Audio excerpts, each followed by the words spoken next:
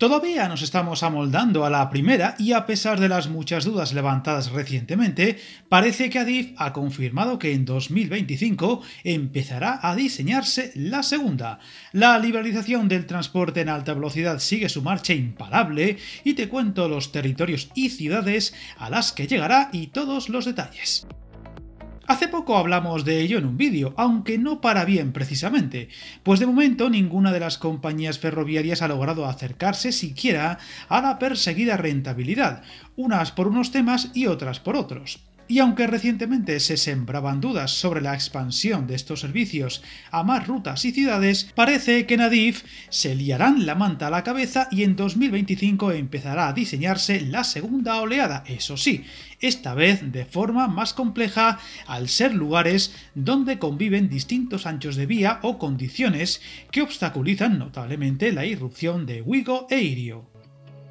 Concretamente, los planes del administrador de infraestructuras ferroviarias parecen ser que la competencia en alta velocidad lleguen a tres nuevos ejes: la Madrid-Galicia, la Madrid-Asturias-Cantabria y la Sevilla-Cádiz-Huelva. Tres rutas muy distintas entre sí y con características que obligarán a las nuevas marcas a invertir si quieren aprovecharse de esas oportunidades. Unos trámites complejos y laboriosos y que se iniciarán ya en el primer trimestre de 2025 con vistas a culminar a finales de 2026. Es decir, que de entrar dichas marcas en estos lugares no lo harían hasta últimos de 2026 o más bien a primeros de 2027.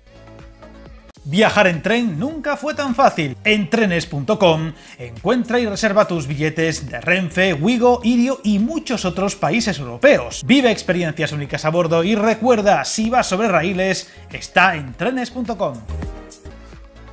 La idea de Adif es ajustarse lo máximo posible a las peticiones de las tres empresas, que buscan alcanzar la rentabilidad lo antes posible y alejarse de los números rojos que siguen arrastrando desde su llegada y que han causado una gran polémica, incluso con el ministro de Transportes de por medio, especialmente con Wigo. La llegada a más ciudades y rutas ayudará a que estos números empiecen a ser beneficiosos y las bondades de la competencia, más trenes y plazas diarios y a menores precios para el usuario, alcancen territorios hoy en día muy justos en oferta y a precios y en condiciones muy mejorables como Cádiz o Huelva por un lado o Cantabria por otro. El proceso es complejo, ya que se estudian las mejores fórmulas posibles para todos y potenciar la competencia o el ya famoso reparto de surcos, es decir, la disposición de las vías para los diferentes horarios y en donde Renfe siempre se lleva la mejor parte de ellos, pero viéndose obligada a ceder.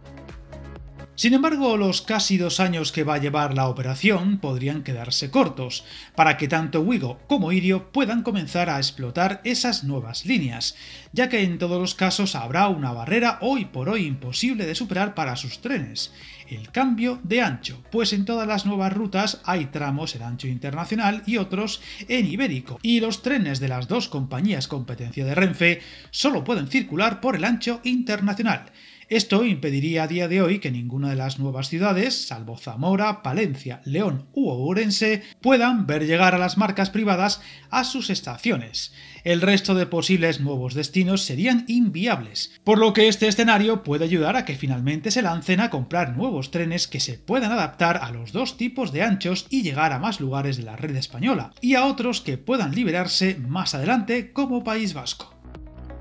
Y ahí es donde aparece un actor que podría beneficiarse notablemente: Talgo, en pleno proceso de cambio de manos, como os conté recientemente en un vídeo, y que vería una oportunidad única de vender un buen número de unidades de su modelo estrella, el S106, conocido por todos como Abril, y que tras su tormentoso inicio de servicios en las vías españolas, parece haber dejado atrás un currículum lleno de incidencias y problemas e ir asentándose, a la espera de la entrega de las unidades finales a Renfe o de llegar a París, y que sería el modelo perfecto para adaptarse a las necesidades de Wigo e Irio, al poder ofrecer muchas plazas para la marca low cost francesa y mejorar sus acabados y calidades para Irio. Unidades que, eso sí, en el mejor de los casos, y aún comprándose en breve, sería muy difícil que estuvieran listas para que a primeros de 2027 llegasen a prestar servicio en esas nuevas rutas abiertas a la competencia.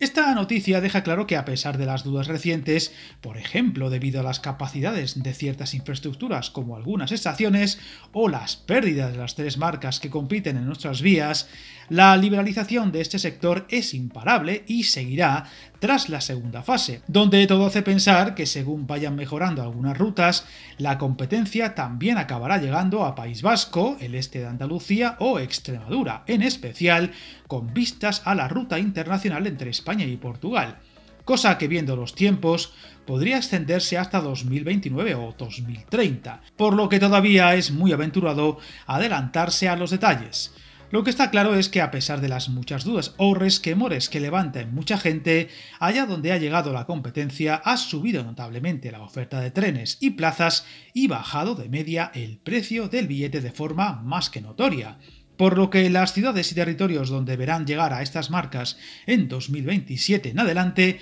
seguro que las esperan con ganas. Todo a escasas semanas de comprobar su impacto en la ruta andaluza, donde Irio ya opera desde hace bastante tiempo, pero donde Wigo desembarcará en Córdoba, Sevilla y Málaga en breve, y donde su impacto podría dejarse notar de forma muy importante. Estaremos pendientes. Suscríbete al canal y recuerda, hasta el camino más largo se inicia con un primer paso.